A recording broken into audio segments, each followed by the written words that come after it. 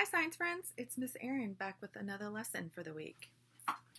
So one of the lessons I thought that my friends might enjoy looking into and spending some time on this week is a lesson about where we're living. Since we're spending a lot of time in our house and in our areas, I thought it might be nice to talk about areas that animals live in, and these have a certain name and specifications, and I thought it'd be really fun to talk about that.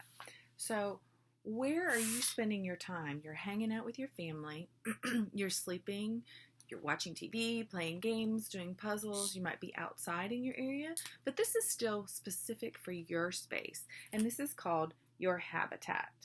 Habitat. And this is very important. And different animals have different habitats. So I thought it'd be really fun to talk about animals and their habitats today. So let's talk about your habitat. If I were to show you this picture, let's talk about this picture. This picture, what kind of a habitat do you think this is? Right? I don't see lush grass. I don't see any water. I don't see ice. This is the desert. So let's think of some animals that would live in the desert. Thinking about camels, snakes, kinds of birds like owls and hawks, and maybe some vultures. You might have a lot of lizards with that skin that can, be protective in the desert environment. You might have a lot of arachnids like spiders and scorpions. Turtles, you could have some types of turtles, some ants and beetle insects, and you might even have a toad or two. You might also find some furry little animals like a raccoon maybe.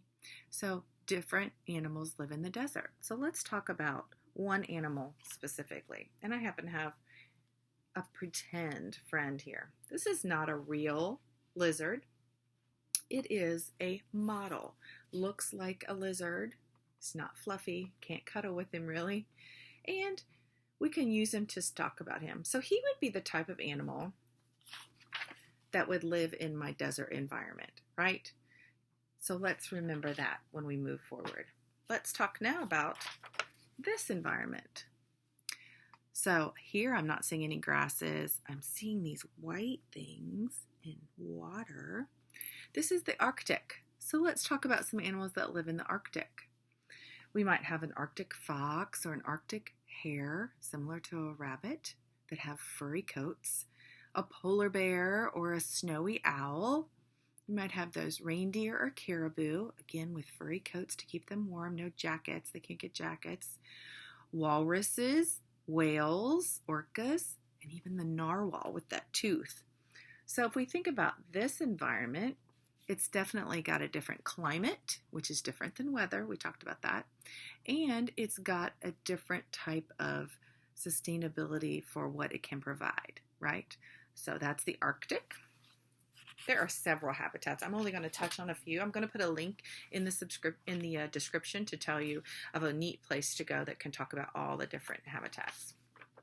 What habitat do you think this is?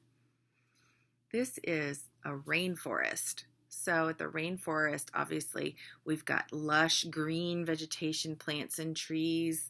We've got some snakes like boa constrictors and anacondas. We might have anteaters, jaguars creeping around, orangutans and chimpanzees as well.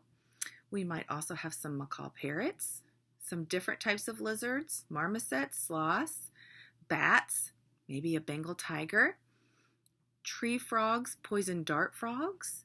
You might have some beautiful insects, dragonflies, ants, and butterflies in this area too.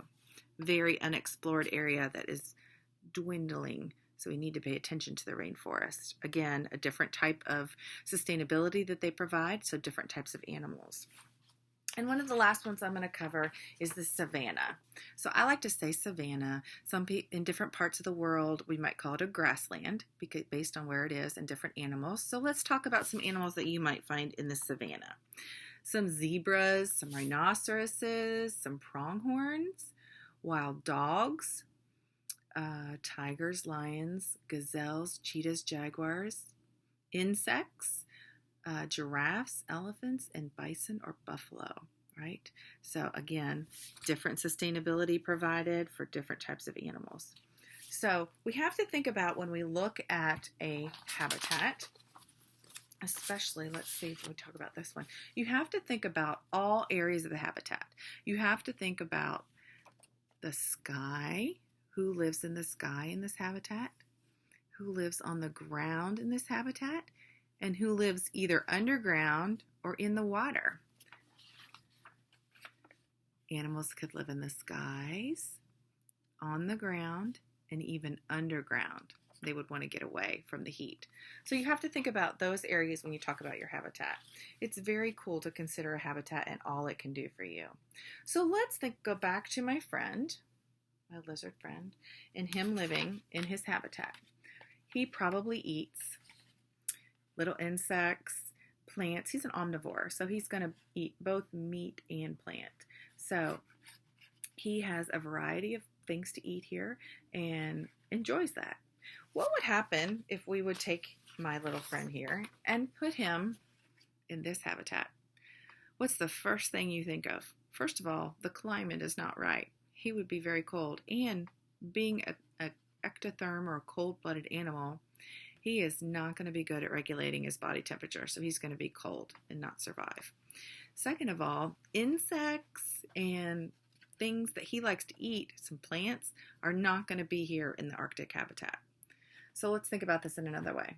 If you had an orca or a sea lion, a seal that you took out of the Arctic and you put it in the desert, where would the sea lion or the seal live? They would live on land, but where do they eat and what do they hunt? Fish, right? I don't see any water. And again, the temperature would be a problem. The climate would be a problem for that sea lion. So you have to really think about how that specific habitat is good for that specific animal. And to that end, even within the habitat, we have to think about different things about who lives where in the habitat. For example, in my backyard, I have some birds that fly around and they like to build nests. So I thought it'd be fun to try to build a house to see how the nest would look in a different place. So what you need for this, to try this with me, is I've got some index cards. You could also use playing cards. So this is an example of showing why a house is good for a specific animal in a habitat. So I'm going to turn my camera down so you can see what I'm doing. So I'm going to take some index cards and I'm just going to make some space. And I'm just going to put my index cards and try to get them to stand, right? Not a great house. And what I want you to think about here is, I'm sure many of you have read the story, The Three Little Pigs. And we know the story of the Three Little Pigs and how they were building their houses. And the first house was made of sticks, and that didn't work very well. And the second house wasn't made very well either. And the third house, finally they got smarter, and the big bad wolf couldn't blow it down because it was strong enough. So it was a good home for them. So let's go back to our index cards and think about this. So if I just do the two cards, it's okay right now. But what happens if I try to tap it, or I even can blow on it and knock it down? So not a really strong and sturdy house. But what happens if I add some structure and give it some more support? Now it might take a few tries, and don't get frustrated. Play with it a little bit. So you see now I have one on top. It's giving it a little more structure. Oh, didn't fall over. And if I blow, it's a little better. Now, you can also take it. I'm going to sturdy it up here. You can also take it and try to put something on top of it. Now, I told you last week we're a Star Wars family. So this is my little experimenter today, Darth Vader. And look, he can actually stand on top of that. So that house is a little bit stronger, a good place for it to be. It's built well to support what it needs to support in my buddy here. Now, We can try to get things that are heavier. I can try a mini stapler and see what we get. Oh, so we're getting really strong here. We can even add support. We can modify our structure so that we can even have a really strong structure. And again, this takes a little time to get our structure what we want it to be. So I'm going to try to play around here with it. Got a little angle there. It might not be strong enough to hold it.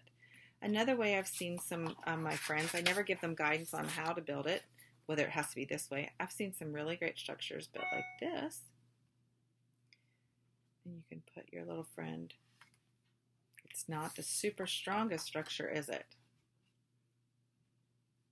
But it's just fun to play with and make structures. You could make forts in your house. Uh-oh, Darth Vader fell over. We'll let him be.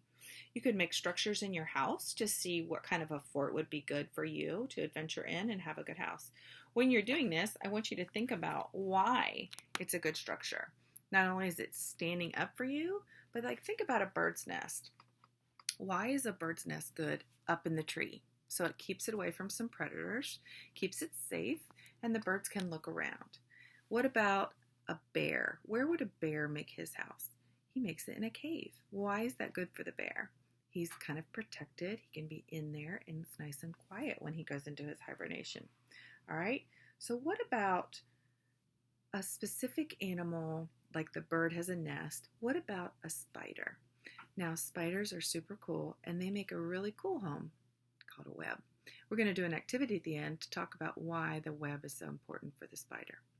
So I want you to be thinking about your habitats and why they're important for each type of animal. What sustainability the savanna offers, the rainforest, the Arctic,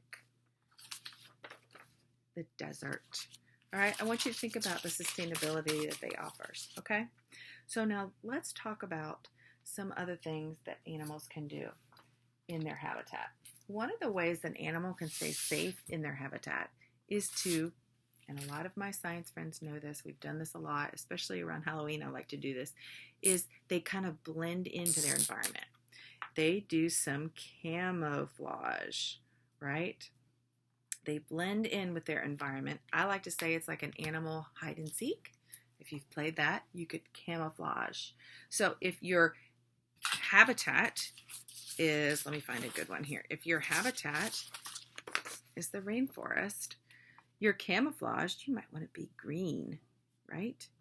And we have some habitats that are different color. What color would blend in with for the Arctic fox and the Arctic hare when it's winter in the Arctic?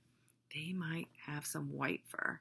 And then when a lot of the snow changes to summer in the Arctic, there is not always snow everywhere in the Arctic, and I realized that recently, but they shed and change their fur so that they blend in with brown grass, brown dirt, the earth. They're more not so bright white, because if they were bright white against dirt, they would stand out. And just like my little friend that I brought from the desert, you can see how he's kind of blending in, camouflaging with this. So camouflage is a great way for animals to play their hide and seek and stay safe. Now they might be hiding from being dinner, being the prey, or they might be sneaking up to hunt their prey. And a lot of animals do this in different ways. So that's a great thing to investigate. Make sure when you're looking at your outside space, your outside habitat, you would have some animals that are camouflaged that you don't even know that might be watching you. That would be a cool experience. So I thought it'd be really fun to do a little experiment about a spider and its web. So we know that a spider makes its own home, which is a cool thing. We have to go out and buy wood and bricks and things to build our homes. Some animals have to go out and get leaves and gather and make their homes. Beavers cut down trees and build lodges. But a spider produces the material to build its home from within itself. And that's one thing that's really cool about spiders. Spiders are awesome. But another thing that's really cool about spiders, if you think about it, is they use their home to catch their food. Now, we cook our food in our home, we eat in our home, that's a part of our habitat, but we don't use the home to catch our food. It's one of the few animals in the world that uses its home to catch its food. So I thought it'd be fun to explore that idea a little bit because it's very interesting how they catch their food. And many of you are thinking to tell me how they do that. But I'm going to tell you what you need for this little experiment today. So what I like to use is a paper plate and some tape. Okay, you can use double-sided tape if you want. I have found this kind of tape works fine. You can even use some packing tape that you might use to mail something. It's a bigger tape if you wanted to, but this tape works fine, and this is what I had around. I also am going to need a little paper towel or a rag to wipe my finger off. And I need some cooking oil. Now you can use olive oil or any oil you have on hand, just as long as it's in a very small amount. We're just going to need a lot, just a touch. So what you're going to do is you take your plate, and I'll show this how I do this. Take your plate and you take your tape, and you might have to have your parents help you with this. You want to make a loop so that it's sticky on the outside. You see how it's sticky on the outside here? So I'm going to put it on my plate. I should have gotten a plate. I'm going to actually use this so you can see. I'm going to use one of my index cards so you can see what I'm doing.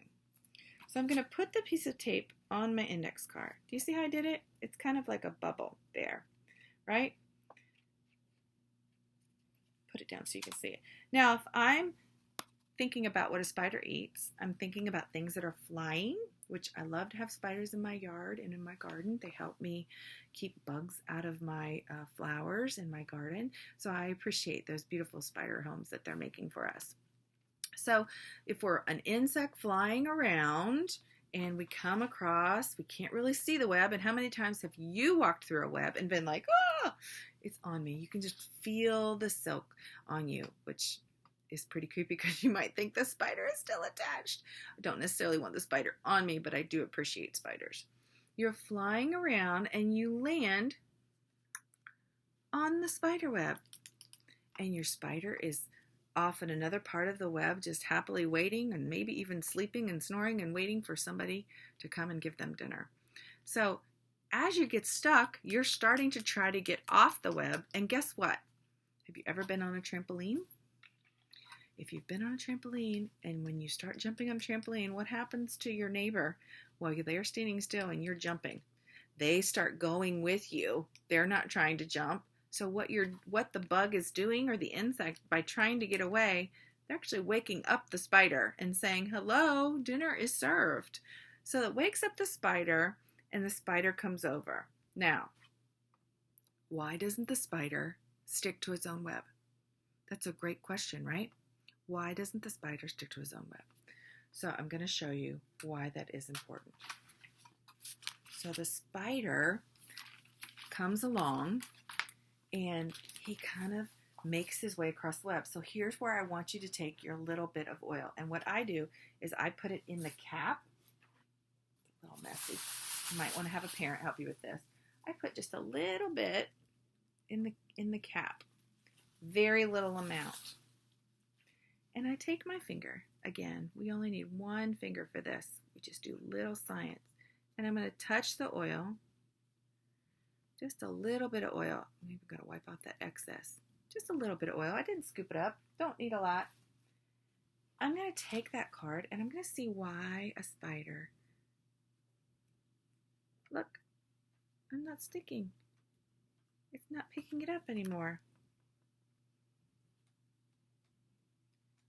That oil that was on my finger allowed me to kind of skate around on the web. And now it's not sticky anymore. So the spider knows the certain way to go. And the spiders also provide on their legs, they have these hairs that I've got a really magnified picture of spider legs. So be prepared because it's a little creepy. But out of those hairs, you can see little beads of oil. Now, it might not be our cooking oil, but it's a kind of oil that allow the spider to glide across the web. So let's look. There's our spider. And you can even see on that spider the little hairs. And then we look at this picture. We see that's a spider leg. And do you see the web right here? How it's got beads of oil, not to mention the hooks at the end of the spider leg. But look at those hairs and that oil that allow the spider to kind of glide across the web. So I want you to practice that and see if you can get your spider web with your tape. Realize that it's sticky for insects that get stuck in it. Wake up the spider by moving it like a trampoline, and then be the spider. Get a little touch of oil and touch it to the web and see if you glide across anymore. So that's a great thing to think about. That's why the spider web is such a great home for the spider. Like I said, I'm going to put a link in the descriptions to show you some habitats, and you guys can further explore this. There's some great material out there about habitats. I encourage you, with the way the weather is turning, it's so nice to get out and explore your habitat, especially in the upcoming weeks. It's going to be great. And Earth Day is coming up, and it's a very great time to celebrate Earth's birthday, I like to call it. So we're going to celebrate the Earth. So we're going to be thinking about that. I hope that you continue to stay well, enjoy time with your family, be nice, do your work, and stay safe, friends. I'll see you in the next video. And remember, science is everywhere.